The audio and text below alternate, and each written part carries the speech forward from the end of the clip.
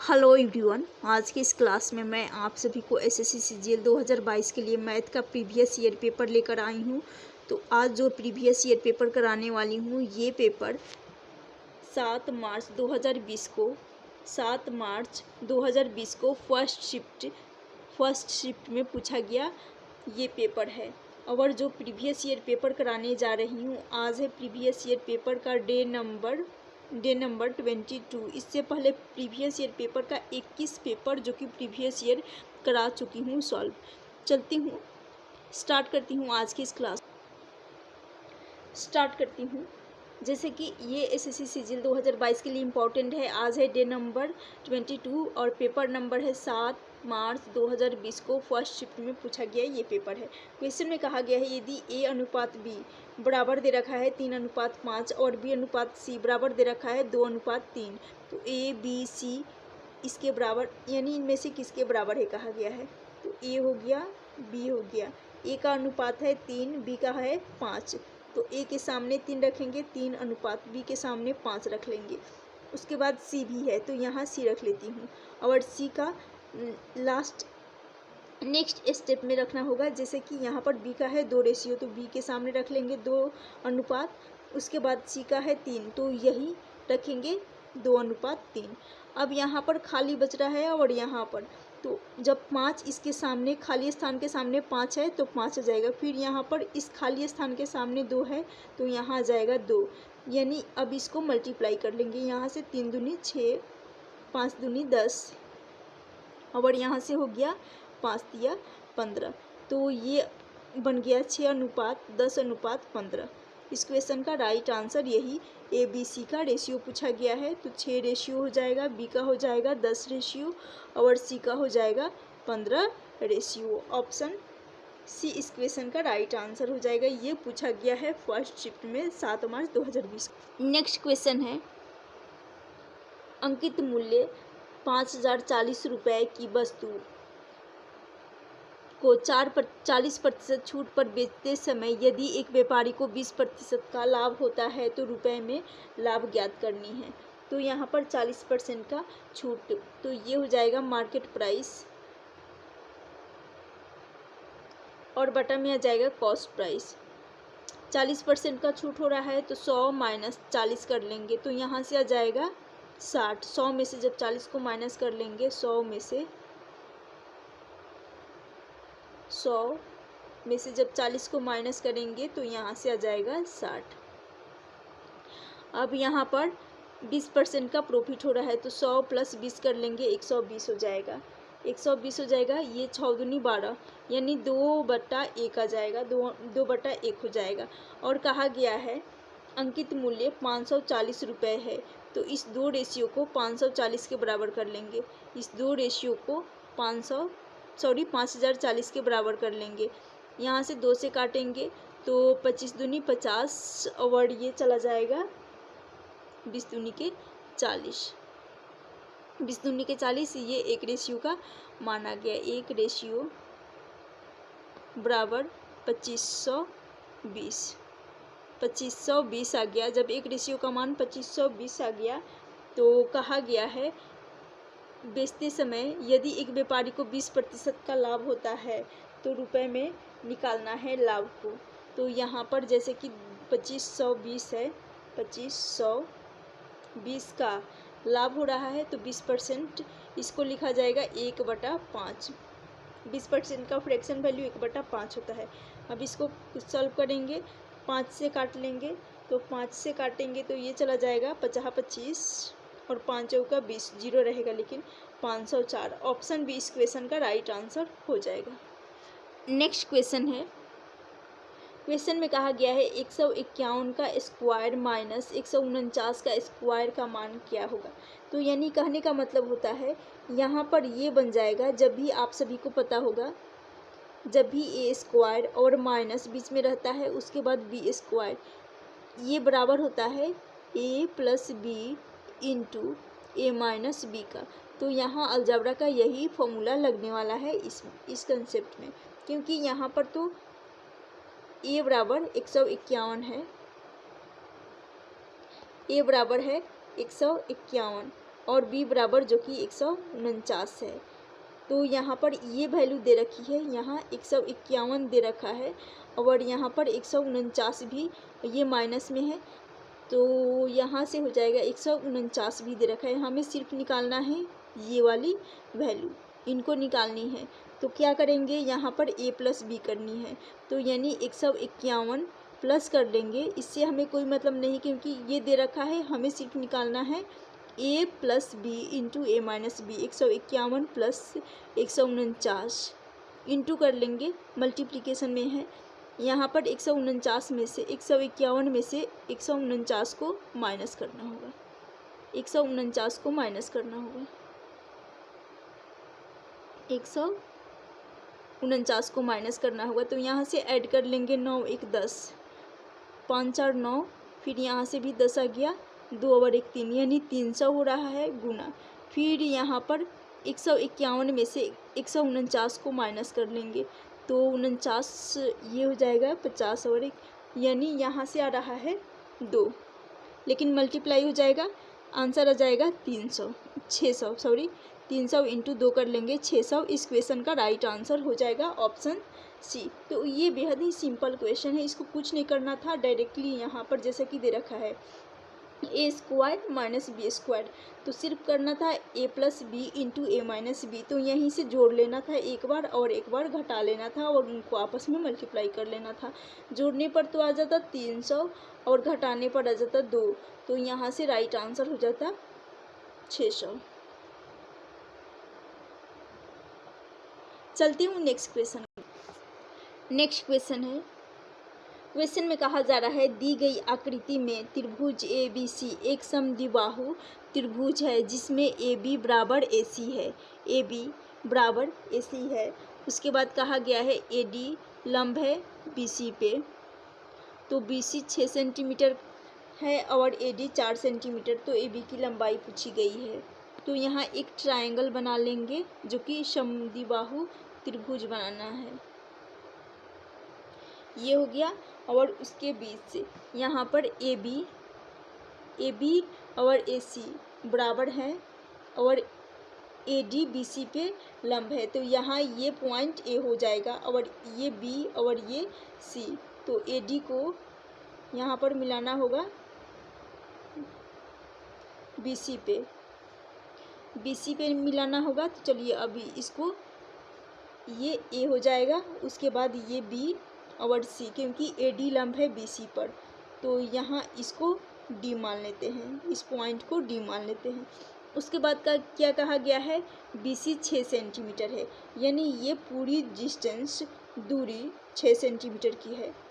और जब शीर्ष ए से बी सी पे लंब डाला जाएगा तो ये दूरी जो 6 सेंटीमीटर है बी और सी की बीच की दूरी, ये आधे आधे भाग में लंब डालने के बाद लंब जो डल जाएगा उसके बाद ये आधे आधे भाग में बढ़ जाएंगे। तो यहाँ बी से डी तक की दूरी 3 सेंटीमीटर और डी से सी तक की दूरी 3 सेंटीमीटर की हो जाएगी। यहाँ तक हो गया क्लियर। उसके बाद कहा गया है बी सी 6 सेंटीमीटर, जो कि यहाँ पर क्लियर कर चुकी हूँ, जो कि 3 बराबर भागों में 2 भागों में बढ़ चुकी हैं।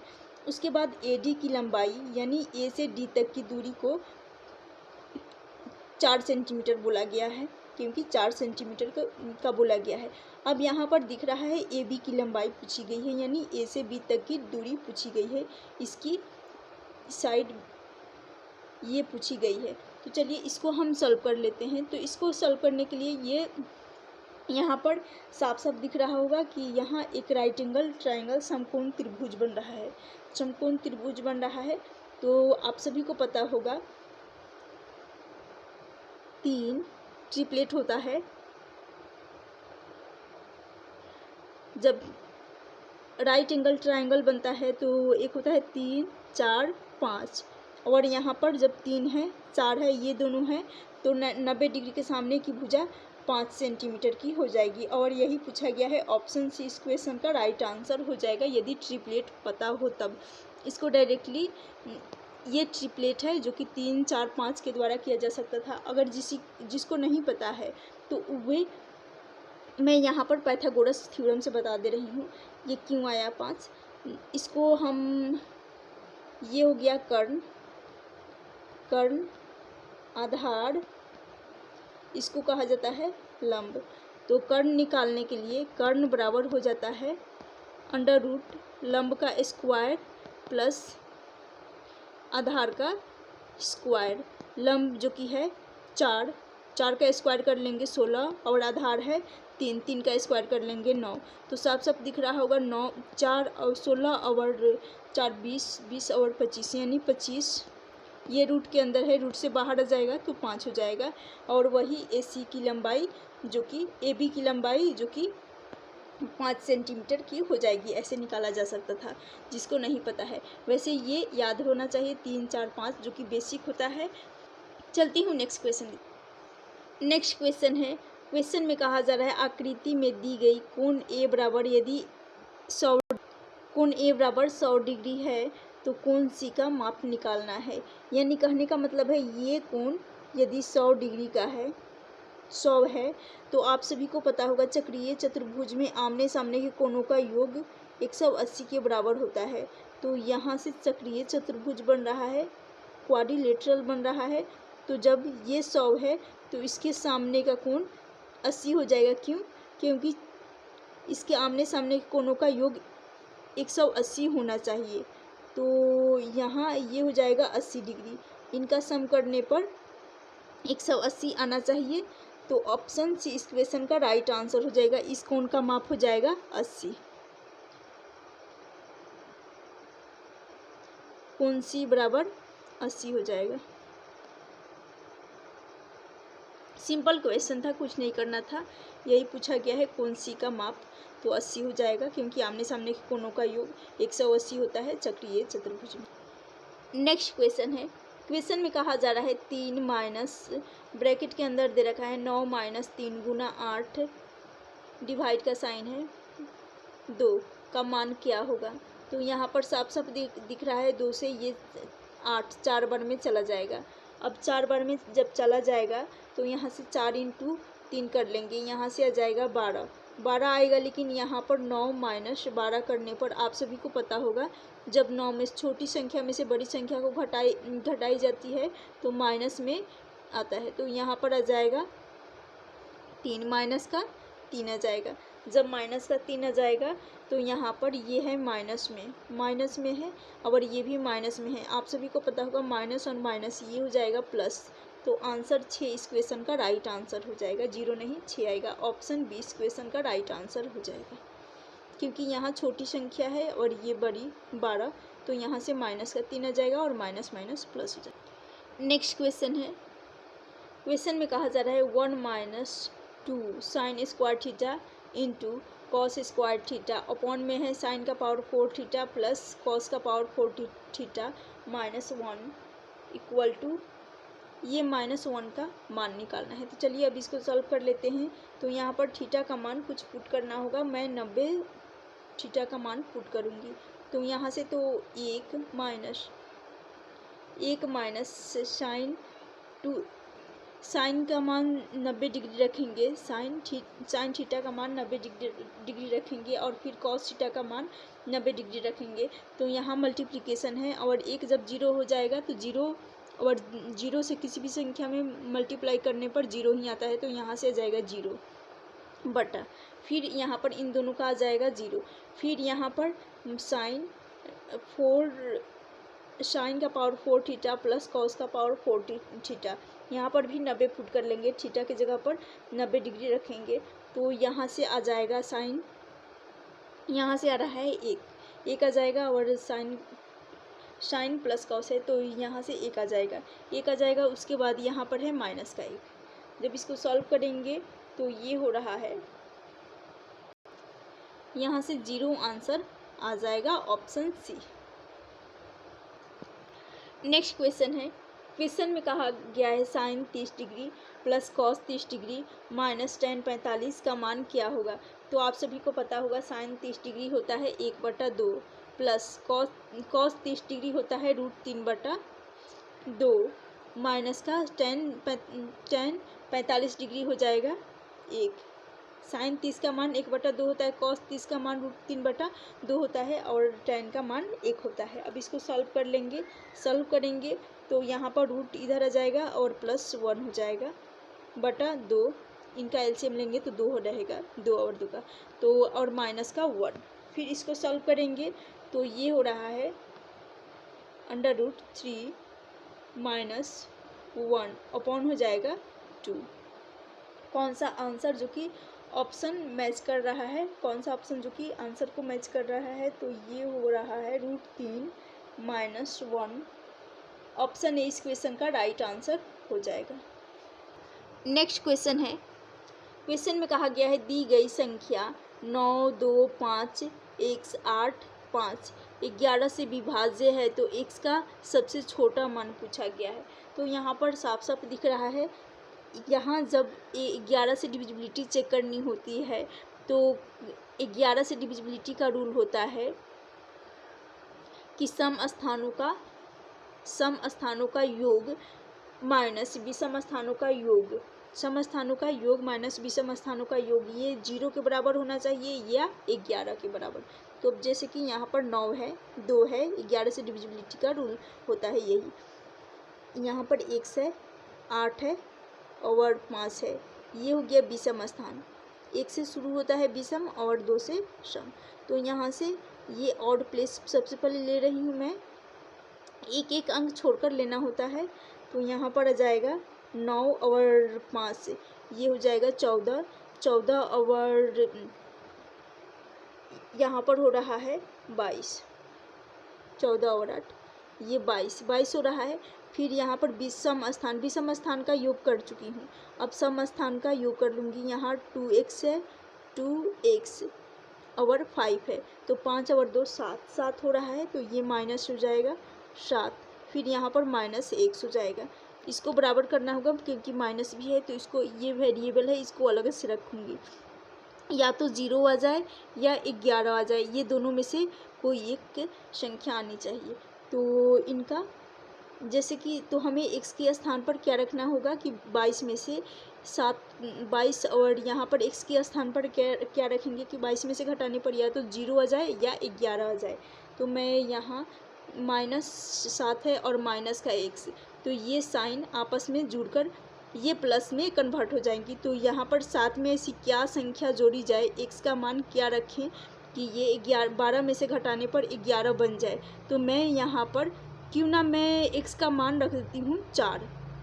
x का मान यदि मैं 4 रख रही हूँ तो आप सभी को दिख रहा होगा साफ साफ, 7 और 4 11 हो जाएगा, और 22 में से 11 को माइनस करेंगे यानी 22, ये माइनस माइनस प्लस हो जाएगा। तो 7 + 4 कर लेंगे, 11 हो जाएगा, 11 में से 22 जाएगा, 11 आ रहा है, सेटिस्फाई हो रहा है। तो यानी x बराबर आ जाएगा 4। ऑप्शन डी इस क्वेश्चन का राइट आंसर हो जाएगा। तो 11 से डिविजिबिलिटी रूल यही होता है कि एक अंक छोड़कर यानी सम स्थान का पहले योग किया जाता है और विषम स्थान का योग, उसके बाद अंतर निकाला जाता है, या तो 0 आ जाना चाहिए या 11 के बराबर होना चाहिए। ऑप्शन डी इस क्वेश्चन का राइट आंसर हो जाएगा।